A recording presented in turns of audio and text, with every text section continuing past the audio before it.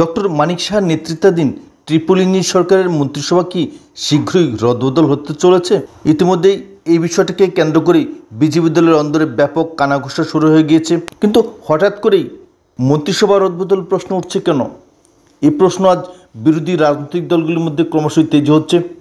ঠিক তেমনিভাবে তীব্রমতা দলের নেতাকর্মীদের মধ্যেও এই নিয়ে প্রশ্ন দেখা দিয়েছে।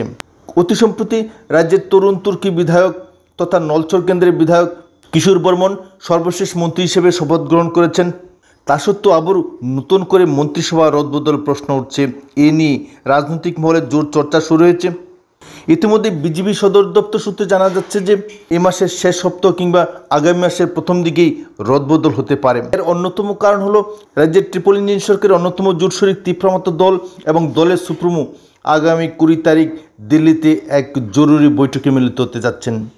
কেন্দ্রীয় স্বরাষ্ট্রমন্ত্রীর সঙ্গে এই বৈঠকে রাজনৈতিক সংঘাতের পরিবেশ তৈরি হতে পারে এবং অনেকেই বলছেন এমন পরিবেশও তৈরি হতে পারে যে তীব্রমতার দল জোট মন্ত্রিসভা থেকে নিজেদের সমর্থন প্রত্যাহারও করতে পারে।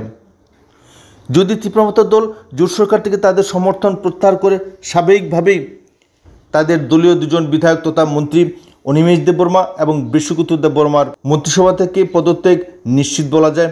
অর্থাৎ অনিমেষ দেববর্মা এবং বিশ্বকুমার দেববর্মা তাদের নামে ফুল মন্ত্রী এবং হাফ মন্ত্রীর সিলমোহর দিয়েছেন তীব্রমতা দলেরই বিধায়ক রঞ্জিত দেববর্মা। সেই মন্ত্রীদের অতি অবশ্যই পদত্যাগ করতে হবে। তীব্রমতা দলের দুজন মন্ত্রীর এই পদত্যাগের ফলে যে শূন্যতা সৃষ্টি হবে সেখানে নতুন করে অন্তত দুজন মন্ত্রীকে নিয়োগ করতে হবে।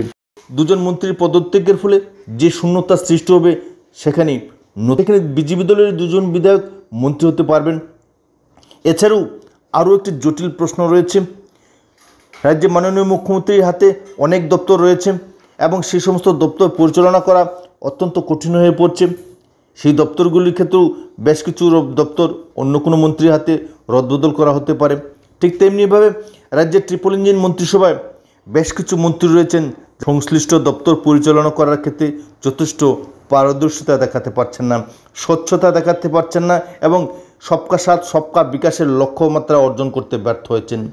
সেই সমস্ত মন্ত্রীদের দপ্তর বদলও হতে পারে এবং তা এই মাসের শেষ সপ্তাহে কিংবা আগামী মাসের শুরুতেই হতে পারে।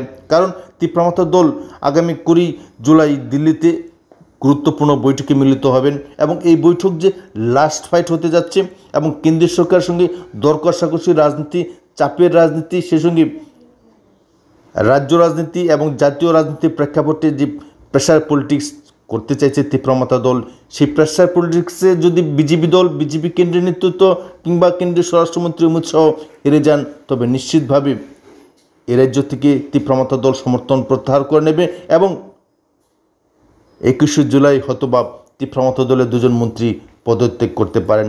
তাই বলা যায় যে মন্ত্রিসভা যে শীঘ্রই রদবদল ঘটতে চলেছে তা সাম্প্রতিক রাজনৈতিক ডামাডোল থেকেই স্পষ্ট হয়ে যাচ্ছে।